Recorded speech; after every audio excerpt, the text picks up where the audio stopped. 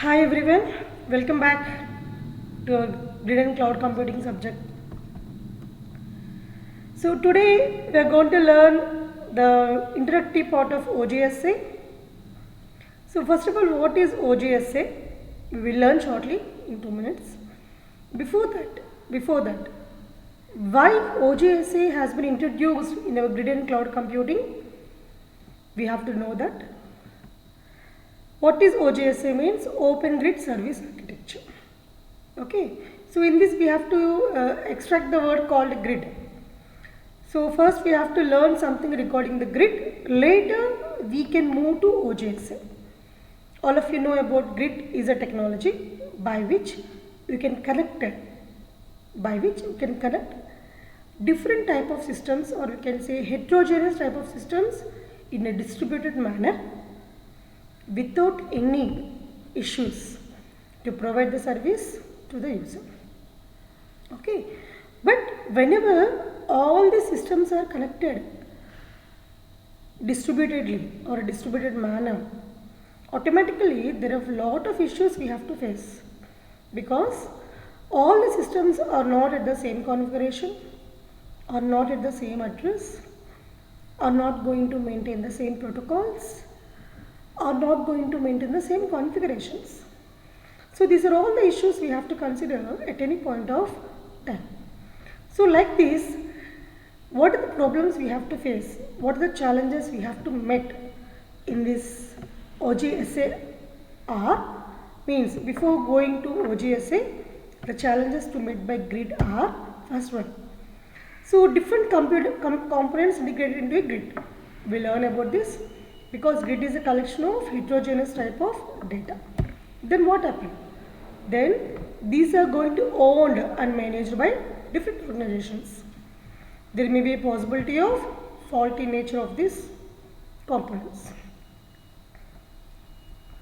Next, as the data is going to maintain in a distributed manner, automatically whenever you are going to get the service, we have to protect from unauthenticate people or any attacks.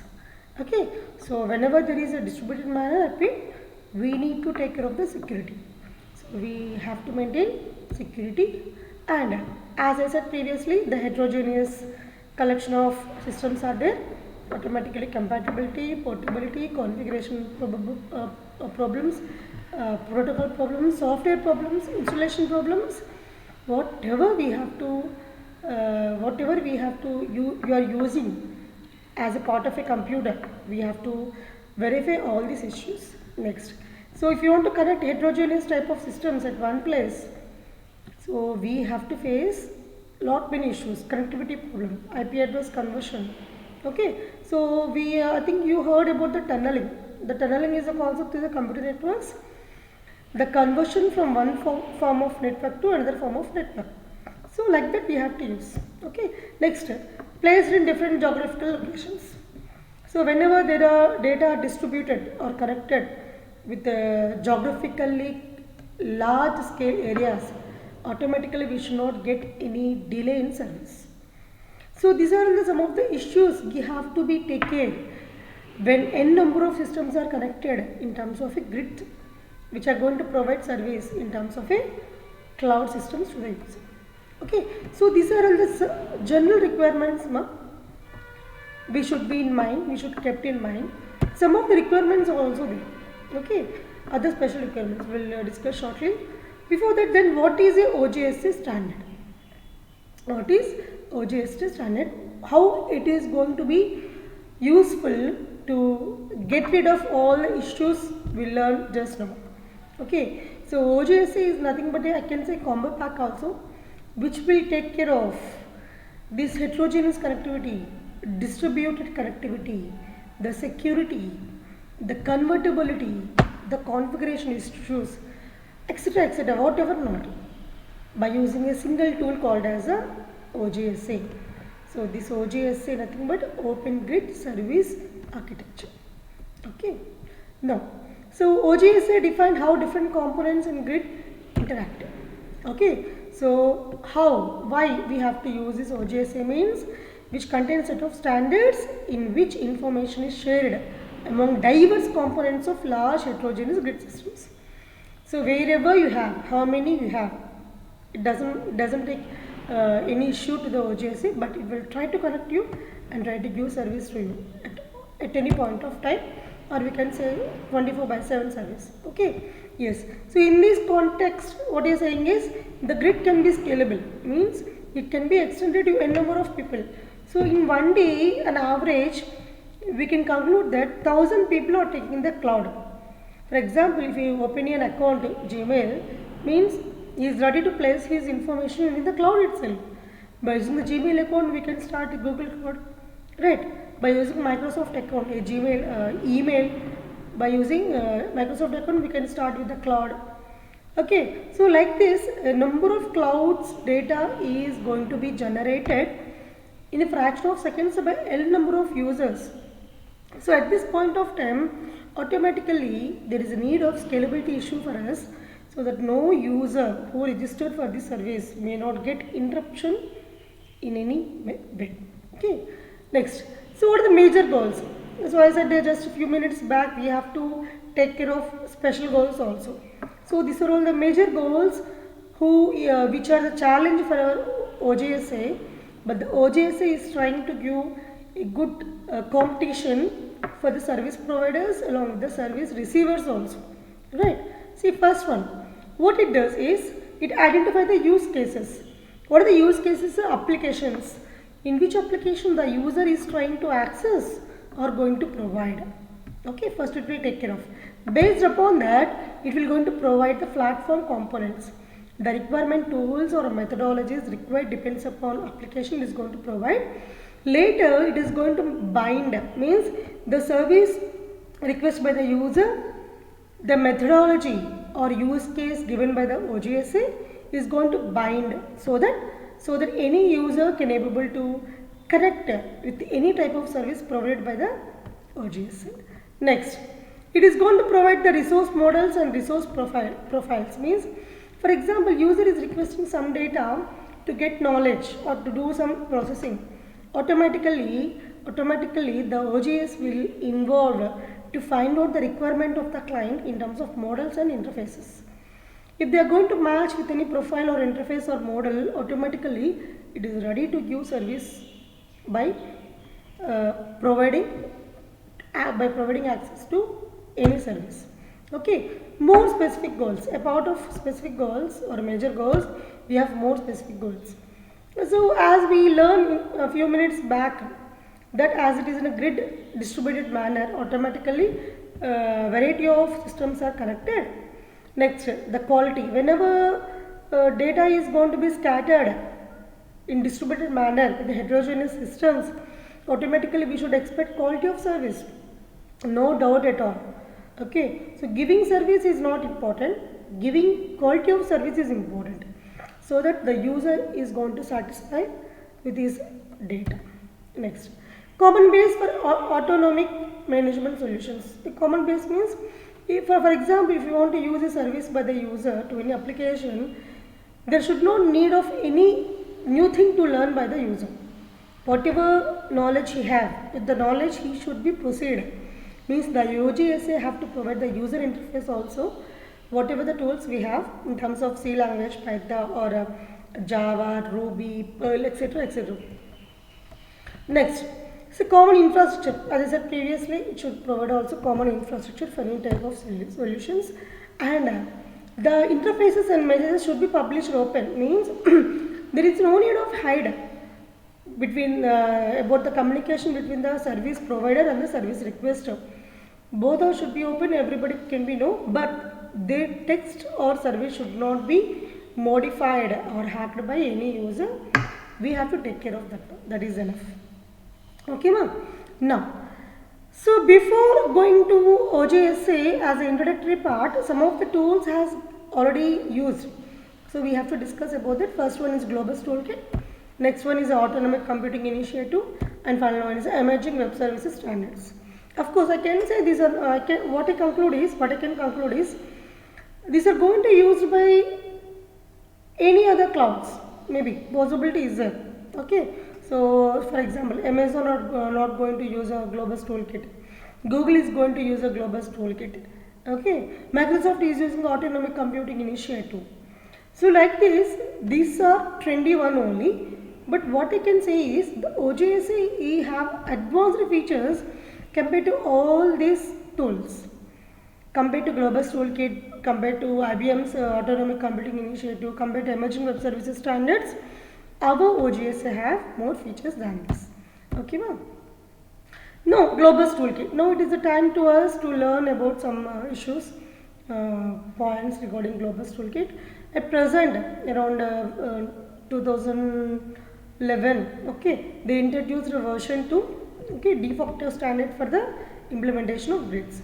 So what is the use of this? As I discussed previously, what it is going to do is directory service for resource discovery. So whoever the requester is going to request for any service, it is going to provide some directory so that the user can opt any service providing by the OGSA without any problem. So before giving access to any user by the OGSA, it will take care of the authentication and the job scheduling concepts also. Because without scheduling concepts in a proper manner, automatically data is going to be not going to manage perfectly. Okay, so a toolkit, it is not a single work. Obviously, if any software we introduce in the market, it is not a single work, but it is a combination of scientists and engineers. And also the point to consider here is middleware infrastructure. It is a middleware infrastructure. Next, so that is about the Globus Toolkit. So what is the Globus Toolkit? It is a middleware infrastructure which will take care of hardware and the software along with the OS and hardware along with the user and the software without any intervention of the service. Autonomic computing initiative is nothing but, see, whenever a problem arises in any service, automatically the system has to take care of itself without user notice or without any breaking in the service to the user. If it is so, if it is so, means the system is able to correct itself by finding the bugs in the concept. Then it is called as the autonomic computing initiative. Right, ma? So who given this? It is given by IBM along with the which is competitor for the Globus. Okay, so what it does is it's unify a user's view of a heterogeneous distributed system through the provision of common facilities. It is also one of the middleware concept. And finally, some of the features going to providing to us logging, security, failover, clustering. These are all we know about this. Okay. Next, emerging web services standards. Very important one. With a combination of or with a combo pack of IBM and the Microsoft, they are going to provide some services called as emerging web services standards. Nowadays, everything is going to depend upon the web only. Right or wrong? Just imagine, without internet, can you do anything? No other way, right? So like this. So emerging web services standard also given services to the grid user or grid systems, so that any user wherever he is in a distributed manner, he can get the service without any problem. Okay, so further they are going to provide some methodologies in terms of registration, discovery and usage. Means for if any user want to get the service, you should first register. Later, you should he can find or discover his service availability and find he can use his distributed service. All these can be happen in terms of distributed only because it is a web service, right? Next, basis for the OGSA. So in order to start our working with the OGSA in terms of a grid connectivity, what are the components we need in the OGSA? So the first one is web services, as I said previously, internet connectivity, the connectivity of components in a distributed manner using internet. Next, web service model. Model means what are the components in this? For example, the component is not a computer. What are the roles we have to manage? For example, in a college we have a principal, later HOD, later class in charge, year in charge, etc. etc.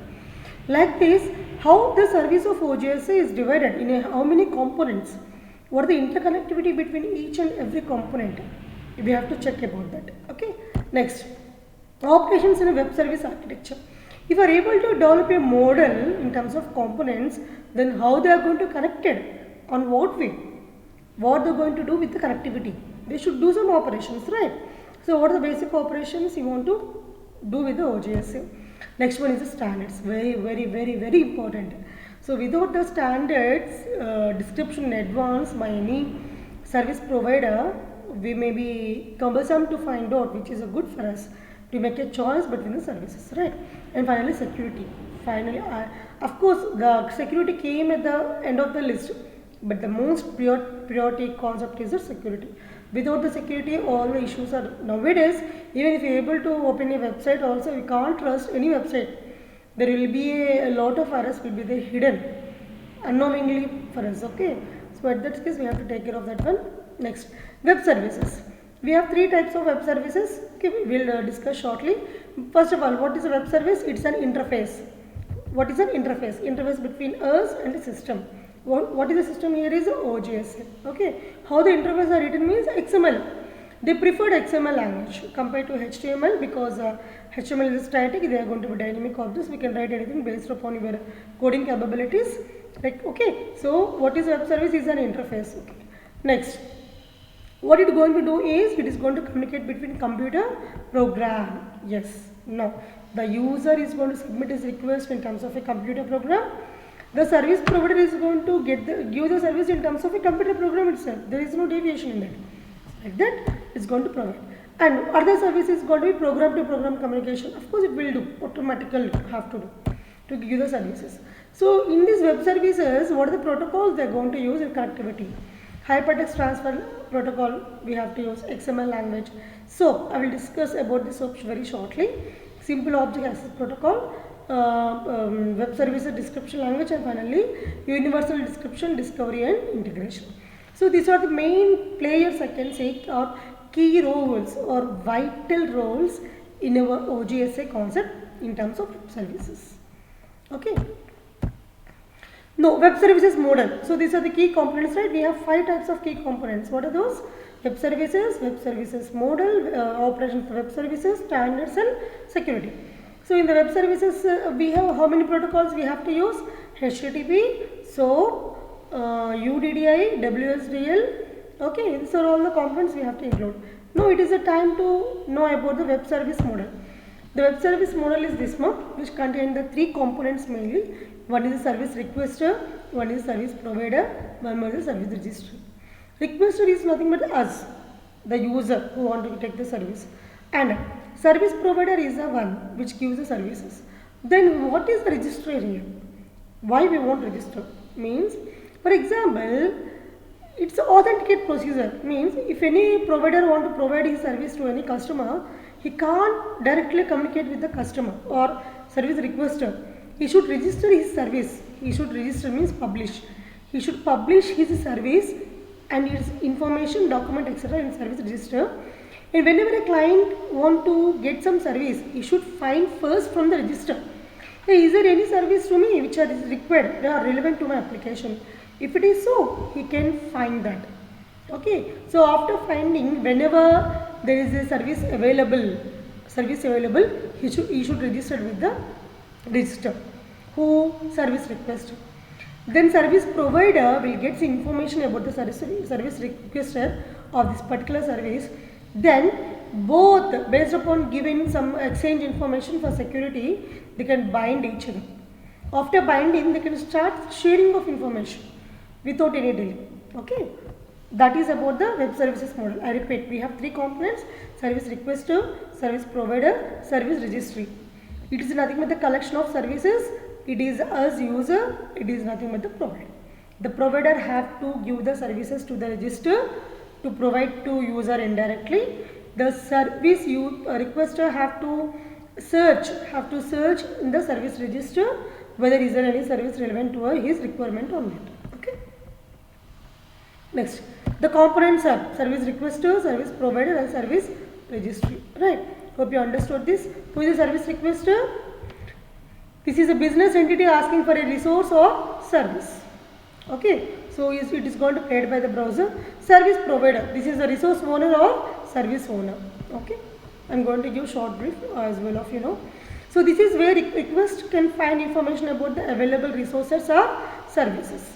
How you are going to get this information in the registry? The service providers publish their service descriptions in the registry. Okay. After communicating these 2, they will binding each other, the requester and the provider, and they will started sharing information. Okay, so three different actions or operations can be taken that are related to a resource: publish, find and bind. The operations in this are: first, publish. Who is going to publish? Service provider. It is accessible, a service description need to be known, publish. Find, the service requester have to find the service in the registry. The entity looking for a specific type of resource must find the resource within the necessary characteristics. Next, bind, it is going to bind service requester and the who is provider. Sorry. Standards. Okay, I said standards. Standards are very important one, because with the standards only the data is going to manage. Protocols I can say. So for any task we need, for example, for any smooth functioning of smooth running of the institution, we used to divide our works in terms of principal, HOD, etc. etc. Here also, whatever the data have to manage or give service to any customers, the grid service architecture in terms of OGSA is going to maintain some standards. With the help of that standards, we can run the process. Here we have three standards. I told a few seconds back that I will explain about this shortly, right? So simple object access protocol, SOAP, the web service description language, and web service inspection. Okay, what is a simple object access protocol? As I said previously, it is nothing but the messaging between the service requester and the service provider, registry and requester, registry and the provider. Nothing but the communication between the user and the provider along with the service. So see, so this is a means of providing messages between service requester and service provider in terms of XML. As I said previously, they are going to use the XML language for this. In terms of RPC, of course, as we are going to be in a distributed manner, automatically we have to use RPC only. Right. So payloads. What are the protocols we have to use in order to get the service in terms of messages?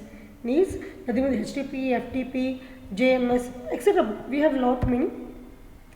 Web service description language. It is the one by which we can get the service. Okay, the language you want to define. It is nothing but XML only here, right? So these are XML document for describing web services at the set of endpoints. Right now, next, web service inspection (WSI). What it is going to do is, it is simple XML language to verify the services where they are going to be, right? So it is have some language again in XML language only, which contain the descriptions and links. And finally, I want to show some stack here. So these are all the standards we have: WSFL, flow language, universal description discovery language, web services description language, simple object access protocol, and here network. If you observe clearly, with the help of the network, they are going to start communicating in the terms of messages. Okay, after they are going to get some information in terms of about the service description. Later, the service provider will publish his service. Later, the user will discover for his required service. Later, data is going to be moving from one requester to another provider. So along with this, all the values or standards, they are going to provide the security standard along with the management and quality of service. These are all very needy one in order to get the or provide the service. Right? Right. Now, so I want to give some architectural representation of these 4 steps. Okay. See, first one, whenever the service requester want to make a request, he should communicate in terms of a SOAP. It is going to provide in terms of a network protocol, have to go this request to the provider, application web service, based upon the SOAP only. Okay, whenever the service web service provider is ready to provide the service, he will notify the same in terms of using SOAP only. Later after getting here, it is going to hand over to the requester. A simple concept, right? 4 steps only. It requires only 4 steps, right? Yeah. So all the 4 steps are given in terms of 1, 2, 3, 4. Previous one. Okay. No need to read. Actually, the diagram is itself is explanatory. The final standard is a grid service. How many standards we have? How many standards we have? 5 standards. If you remember, what are those? just kidding. Okay. No. So security means we have lot of issues to consider. The basic thing is authentication and authorization. Next one is access control. The people, whoever access limits or access possibility, then only they can get the service of the data. Data confidentiality, we should use some encryption method so that our data is not going to be tampered by any user. Next, data integrity. The data should not be changed when n number of transactions is going to happen by multiple people. Or we can say, for example, one change is happened at one user, the same change should be affected another user also. Key management, very very important, because if you want to maintain some security between the authenticate person along with the service provider, they're going to share some or exchange some keys. Okay, so for that we have some grid security infrastructure. Shortly we will learn about this in next units. And finally, public key infrastructure. Hope you remember this public key infrastructure, computer networks or cryptography subject we have in the syllabus, or INS I can say, right? What is the public key infrastructure? So they are going to maintain some certificate authority who is going to issue some key to you. Based upon that only one-to-one communication is going to be happen, right? So in normal words, whenever the grid is going to provide security, we have to use a word called the GSI, grid security infrastructure, right ma? So this is nothing but the motivation for our OGSC. These are all the requirements in order to use OGSC in our grid. Okay, so in the next session we are going to learn one more new topic. Okay, till then have a nice day. Stay home, stay safe. Bye.